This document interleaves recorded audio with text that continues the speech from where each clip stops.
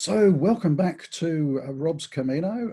I will admit I'm a Camino tragic. I kind of live to walk the Camino, and I'm very lucky this week to have with me yet again Ivar Rekve, That's right. known as Ivar. Everybody knows him as Ivar, who runs a fantastic community forum all about the Camino.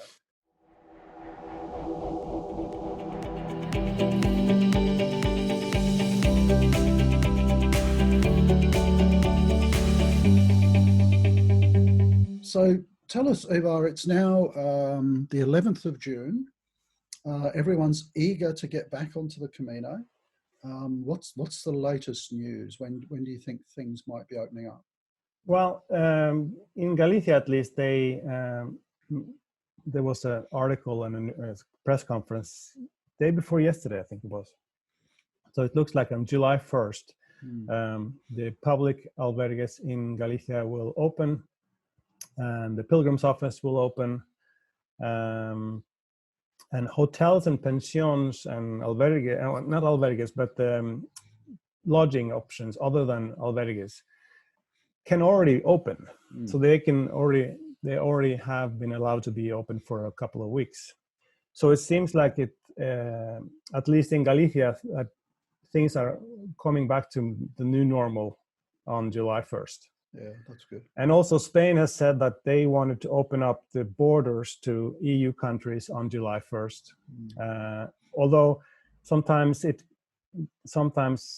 things get publicized and then there's changes later. The July 1st date, it seems like it's a date that is set, but I have a feeling it may change a little bit. But but it looks like July 1st, at least in Galicia, that things will come back to normal. That's great.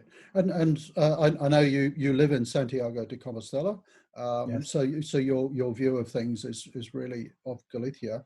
How do you think, the communities there have fared, and the businesses that support the Camino? They must have really suffered. I think so.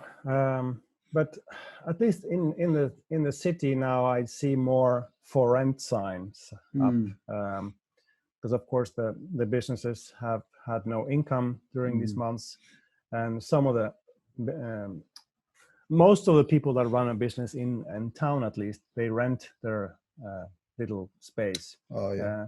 And some people have gotten the landlord to not charge them rent over these months, but I guess some have had to pay rent. Yeah. And so it's difficult, but hopefully when things come back, things will pop back up again, because people have been able to get some credit from the national government in Madrid to keep them kind of going over the last few months, and then once we're back up again, hopefully they can pay back the credit that they've gotten. Yeah. Well, hopefully, people will be back walking the Camino soon and getting some money back into those communities, because, I mean, certainly as a pilgrim walking the Camino, I obviously don't know Spain as well as you do. You've lived there for many years, but you get a sense that the not necessarily the towns, the big towns like Burgos and Leon, but certainly the villages probably do rely quite a bit on pilgrim traffic. Yes. Now, my hope is that in the smaller villages, that especially the family-owned businesses will probably be better off, I think, than the other ones. First of all, because they probably don't pay rent. If it's their own house, there's no rent, which is good. And then if it's a family-run business, there's probably not a lot of expenses on salaries. So that would kind of hopefully make them in a good spot to be able to survive this. Of course, it's not great for them because they need their income as well, but at least they don't go way into debt because of this, hopefully. So a lot of the sort of privately owned albergues and the Casa Rural and so on, they should be okay. They should be okay unless they have a very high, a lot of debt that they have to pay back. Okay, well, we look forward to the day when we can all start heading back. The Camino tragics like I and and a few thousand more on your forum. Yes, and I know a lot of people in Spain are waiting for when people come back as well. So that's good. And I should point out, without embarrassing you, that on your forum I noticed over the last few weeks, you've allowed a lot of the local businesses, the albergos and so on, to promote themselves, and a lot of members have been donating, 10 euros here, 10 euros there, and that's helping them, survive until they can start looking after pilgrims again, which is great.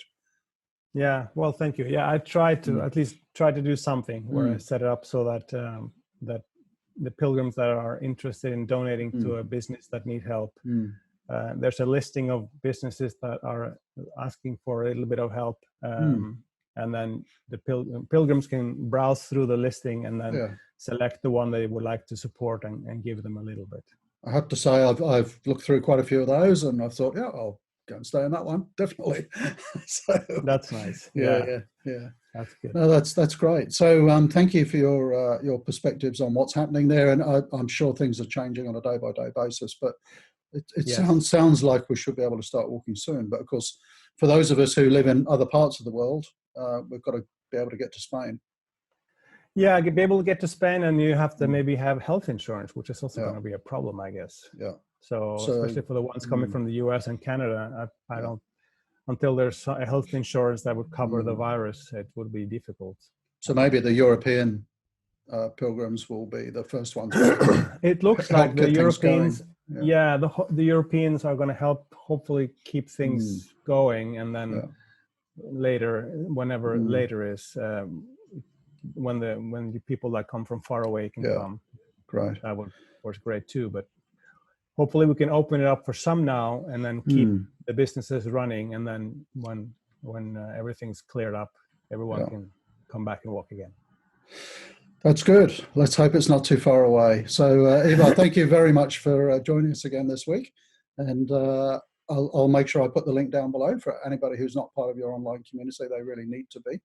And thank you so much for the work that you've done over the last 16 years in supporting that community, because it must be a bit of a passion for you, because that's kind of what you do, isn't it? That's your life. It's what I do. It's my job. And I have to say, I love this running the online community. It's amazing. And I feel very lucky to be able to do it, because you couldn't have planned it, when I started this. You didn't.